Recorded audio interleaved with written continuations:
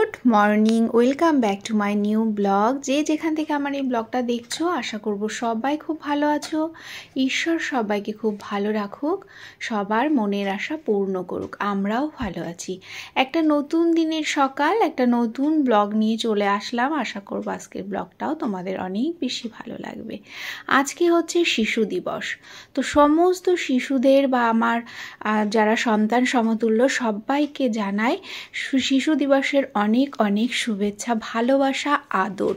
সবাই যেন ভবিষ্যতের পথটা সুগম হয়, সুস্বাস্থ্য কামনা করি। সবাই সবার লক্ষ্যে পৌঁছাতে পারো, বাবা মার মুখ উজ্জ্বল করো, এই আশায় রাখবো সমস্ত সন্তানদের উদ্দেশ্যে। তো সকালবেলায় কিন্তু আজকে যেহেতু শিশু দিবস, স্কুলে একটা ওরা আনন্দের দিন বাচ্চাদের। আজকে স্কুল ইউনিফর্ম না পরে গেলেও চলবে, এটা আমার সোনাও তাই। আজকে স্কুল ইউনিফর্ম পরে যাবে না, অন্য কিছু পরবে। তো সোনা আজকে শাড়ি পরে যাবে। তো সেই জন্যে সকাল সকাল উঠে তাড়াতাড়ি করে গুছিয়ে নিচ্ছি, ওকে আবার শাড়ি পরিয়ে দিতে হবে। তো সেই জন্য কাজবাজ একটু তাড়াতাড়ি করতে হবে। আজকে স্কুলে একটু সাজাগোজার ব্যাপার রয়েছে। এই দিনটা কিন্তু খুব ভালো একটা আনন্দের দিন, যে দিনটায় স্কুল ইউনিফর্ম না পরে গেলেও চলে। বাচ্চাদের কাছে আজকে ভীষণ একটা আনন্দের দিন। তো এই আনন্দের দিনটাকে আরও বেশি আনন্দ করে তুলতে বাচ্চাদের কিন্তু আমরাও তাদের সাজগোজের সাথে একটু সহযোগিতা করতে পারি।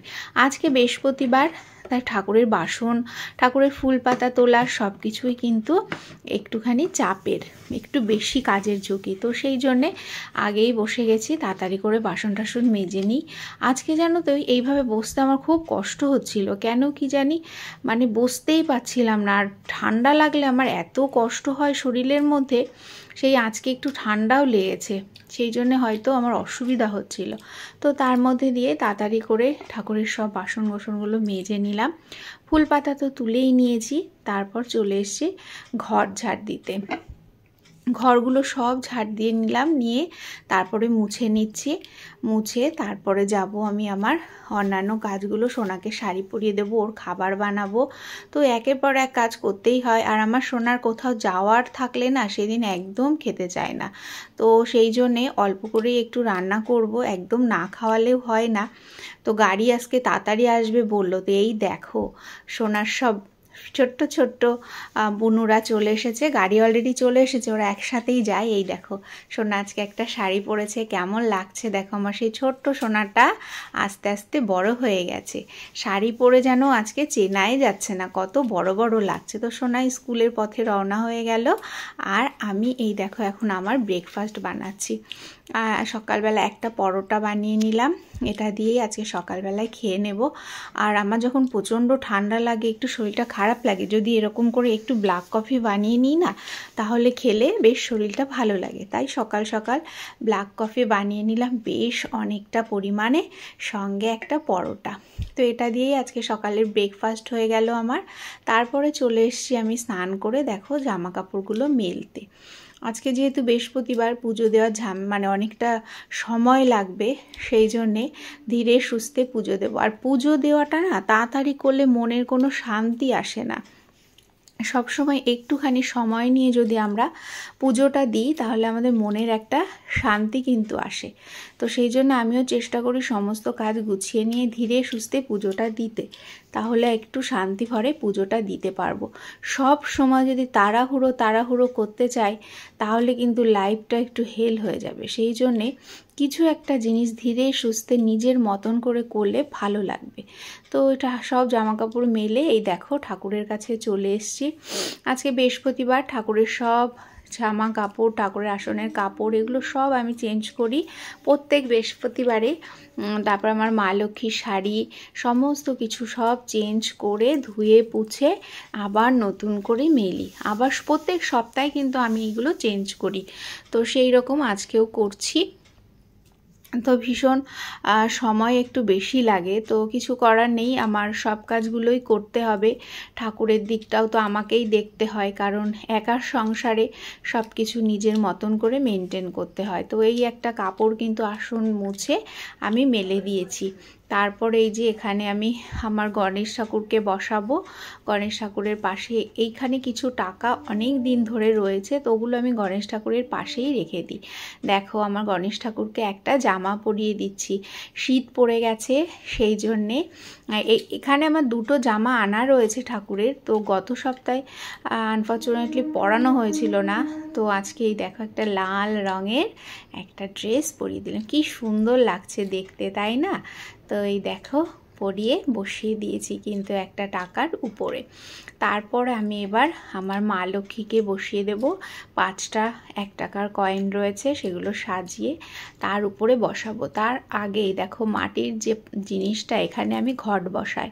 লক্ষ্মী পুজোর দিন আমি এই মাটির এইটা বানাই। 1 বছর আমার মা লক্ষ্মীর ঘট বসাবো এর উপরে, আবার কোজাগরের লক্ষ্মী পুজোর সময় এই মাটির এইটা ফেলে নতুন আবার একটা বসাবো।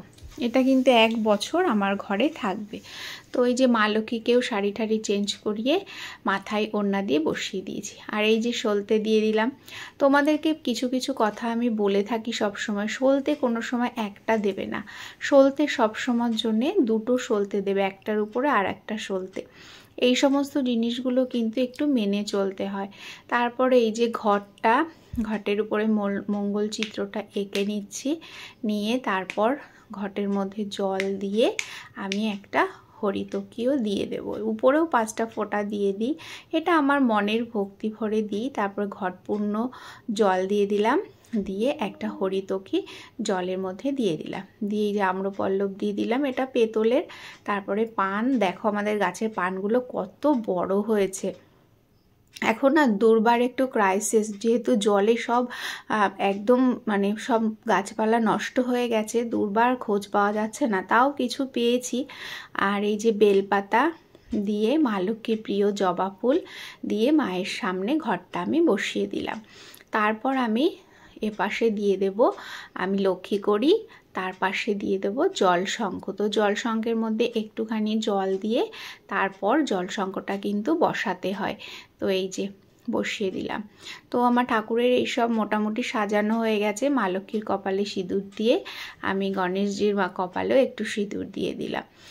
আসনটাকে একটু সাজিয়ে নিচ্ছি। এখন ফুল ভীষণ কম ফুটছে, কেনা ফুলের উপরেই আশ্রয় করতে হচ্ছে। আর যেটুকু জবা ফুল আর অপরাজিতা ফোটে, আর এই যে ভোলেনাথকে স্নান করিয়ে দিচ্ছি, স্নান করিয়ে দিয়ে তারপরে ভোগ নিবেদন করব। তো সব কিছু গোছানো কমপ্লিট হয়ে গেছে, এবার আমি ভোগ দিয়ে দেব। এবছরে প্রথম আমি অরেঞ্জ দিয়ে পুজো দিচ্ছি, কারণ অরেঞ্জ এনেছেই প্রথম। নীলাঞ্জনা খেয়েছিল আর ঠাকুরের জন্য রেখে দিয়েছিলাম এই বৃহস্পতিবারে দেব বলে, তো সেটাই আজকে দিচ্ছি। আর ঠাকুর বসানোর পরে, ঘট বসানোর পরেই কিন্তু প্রদীপটা জ্বালিয়ে দেবে। প্রদীপটা তখন আর নিভিয়ে রাখবে না, তো সেই রকম প্রদীপটা জ্বালিয়ে দিয়েছি, দিয়ে সব ঠাকুরকে অরেঞ্জগুলো দিয়ে দিচ্ছি। তো এইভাবেই কিন্তু কিছু কিছু জিনিস আমরা মেনটেন করে থাকি। পুজো আশ্রা, সংসারের কাজকর্ম, সংসারে কিন্তু শুধু রান্নাটাই সবাই ভাবে যে রান্না ছাড়া কিসের কাজ। তো একটা সংসারে অনেক অনেক কাজ থাকে, শুধু সংসারে কিন্তু রান্নাটাই নয়, অনেক কাজ থাকে। তো সেইগুলো দেখো, বৃহস্পতিবারে পুজো দিতে গেলে যেরকম প্রচুর সময় লাগে, ঘরের কাজ করতেও সময় লাগে, রান্না বান্না করতেও কিন্তু সময় লাগে। তো এরকমভাবে কেউ গৃহিণীদের অবহেলা করবে না যে সংসারে রান্না ছাড়া কোনো কাজ নেই, এটা একদমই ভাবা উচিত নয়। তো এই যে আমার পুজো তো প্রায় কমপ্লিট হয়ে গেল, এবার আমি রান্না করব। তো এতক্ষণ পর্যন্ত যদি আমার ব্লগটা ভালো লেগে থাকে, কোথাও যদি একটু বেশি ভালো লেগে থাকে, অবশ্যই তোমরা তোমাদের ফ্রেন্ডস আর ফ্যামিলির সাথে শেয়ার করে দিও। আর যারা এখন আমার ফ্যামিলি মেম্বার হওনি, অবশ্যই আমার ফ্যামিলি মেম্বার হয়ে আমার পাশে থেকো। লাইক করতে ভুলো না, একটা কমেন্টসে জানিও ব্লগগুলো কেমন লাগছে। তোমাদের একটা লাইক, একটা কমেন্টস কিন্তু আমাকে নতুন নতুন ব্লগ বানাতে অনেক বেশি উৎসাহিত করে। তো অবশ্যই কমেন্টসে কিন্তু জানিও। তো এই যে উচ্ছে আলু সেদ্ধ দেবো, আলুটা ভালো করে কেটে নিলাম, নিয়ে উচ্ছেটা ভালো করে কেটে নিচ্ছি। উচ্ছে আলু সেদ্ধ বা যে কোনো তেতো খাবার খেতে না আমার ভীষণ ভালো লাগে। তো এই যে এগুলো কেটে নিচ্ছি, আর এদিকে বরবটি আলু ভাজি হবে, মাছের ঝোল হবে। এই রকমই আজকে সিম্পল রান্নাবান্নাগুলো করব। তো এই যে দিয়ে দিয়েছি, দিয়ে ভাতের চালটা যেহেতু আমি সবসময় ভিজিয়েই রান্না করি, বেশি টাইম লাগবে না রান্না হতে। তো চলো নেক্সট একটা সুন্দর ব্লগের সাথে দেখা হচ্ছে, বাই।